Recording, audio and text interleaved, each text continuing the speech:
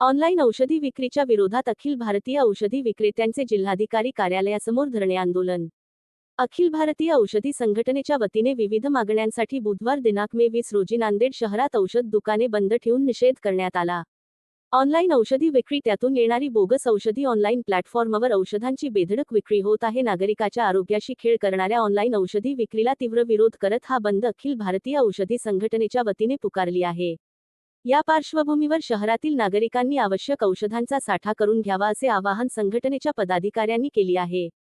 संघटनेच्या म्हणण्यानुसार औषध व्यवसायाशी संबंधित विविध प्रलंबित प्रश्नांकडे शासनाचे लक्ष वेधण्यासाठी हा बंद पुकारण्यात आला आहे। बंद दरम्यान शहरातील सर्व मेडिकल दुकाने बंद ठेवून या आंदोलनामध्ये सहभागी झाले होते।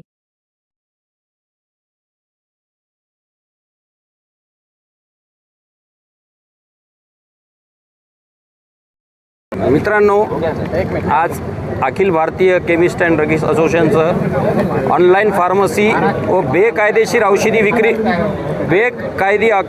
विक्री विरुद्ध बंद पुकारण्यात आलेला आहे। मुळात मद्रास हायकोर्ट आणि दिल्ली हायकोर्टनं ह्या ऑनलाईन औषधीवर बंदी घातलेली आहे, तरी केंद्र शासनाने अजून ऑनलाईन फार्मसी हे बंद केलेली नाही व आम्ही मागच्या 1 वर्षापासून all India chemist and druggist असोसिएशनच्या मार्फत भारतीय सरकारला ऑनलाईन फार्मसी बंद करावी ही विनंती करत आहोत व आमच्या मागण्या पूर्ण झाल्या नाही म्हणून आम्ही हा बंद पुकारण्यात आलेला आहे।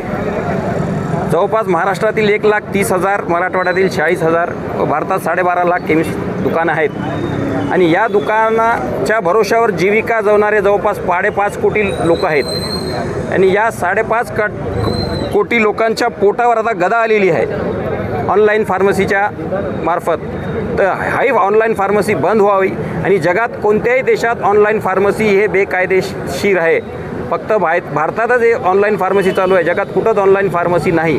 आणि ऑनलाईन फार्मसी विरुद्ध याच्यासाठी बंद पुकारलं आहे की नशेच्या गोळ्या फार प्रमाणात विकतात। मित्रांनो, तुम्हाला माहीत आहे मागच्या 1 वर्षात नांदेडला ह्या नशेच्या गोळ्यात नशेच्या विरुद्ध किती खून झालेत आणि बेगुन्हा लोक मेलेत आणि गुन्हेगारी वाढलेली आहे। तर ह्या सगळ्या गोष्टीला आळा घालावा अशी आमची विनंती आहे। तर मी आपल्यामार्फत व आमच्या 12 लाख केमिस्टांच्या मार्फत मी केंद्र सरकारला विनंती करतो की आपण ही ऑनलाईन फार्मसी बंद करावी अशी आमची विनंती। थँक्यू। जय हिंद।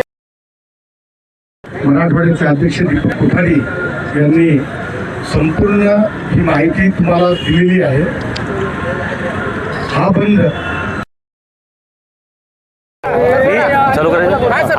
मी नांदेड जिल्हा संघटनेचा जिल्हा सचिव संजय मोठे पाटील, मी आपणास सांगू इच्छितो की आज देशातील 12.5 लाख केमिस्ट पूर्ण दुकाने बंद आहेत। ऑनलाईन फार्मसीच्या विरोधात आमची पुढील दिशा, आंदोलनाची पुढील दिशा आज जर शासनानं दखल घेतली नाही तर लवकरच माननीय माजी आमदार जगन्नाथरावजी शिंदे, अध्यक्ष महाराष्ट्र राज्य केमिस्ट संघटना यांच्या सूचनेनुसार पुढील आंदोलनाची दिशा आम्ही लवकरच ठरवणार आहेत।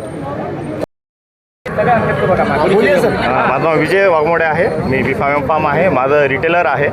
या बंदमध्ये आम्ही सर्व रिटेलरनी यांना सपोर्ट केलेला आहे। या बंदमुळे खूप रिटेलरचे आणि होलसेल व्यापाऱ्यांचे खूप नुकसान होत आहे। या ऑनलाईन फार्मसीमुळे खूप काही प्रमाणात डुप्लिकेट औषधं ही मार्केटमध्ये आले आहेत।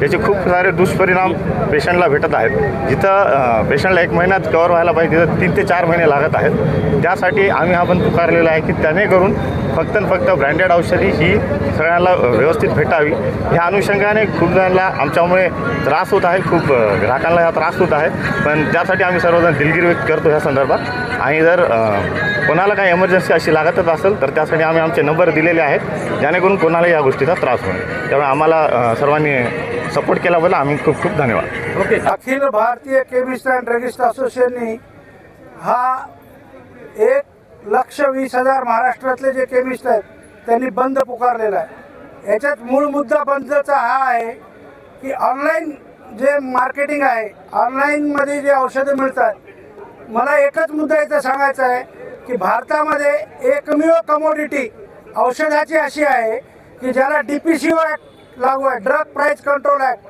आणि त्या ड्रग प्राईस कंट्रोल ॲक्टमध्ये रिटेलरला फिक्स मार्जिन आहे, होलसेलरला फिक्स मार्जिन आहे, परंतु मार्केटमध्ये जे ऑनलाईनवाले आहेत हे भरमसाठ डिस्काउंट देत आहेत.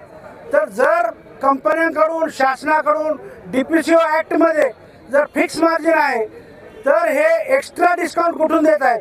याचाच अर्थ काहीतरी याच्यात गोडबंगाल करतात, डुप्लिकेट औषधं तयार करतात, स्पुरियस ड्रग तयार करतात आणि हे मार्केटमध्ये देतात.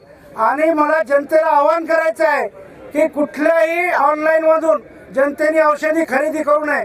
कारण की हा एकमेव औषध क्षेत्र असं आहे की ज्याला मार्जिन लागू पडते. DPCO ॲक्ट लागू पडतो, ड्रग प्राईस कंट्रोल ॲक्ट. आम्हाला रिटेलरला 20% 1 पैसाही जास्त घेता येत नाही. त्या कायद्यामध्ये असं आहे की आम्ही 1 रुपयासुद्धा 1 पैसासुद्धा जास्त घेऊ शकत नाही. जर असा कायदा असताना 20% मार्जिन असताना हे 25% 40% कुठून देत आहेत?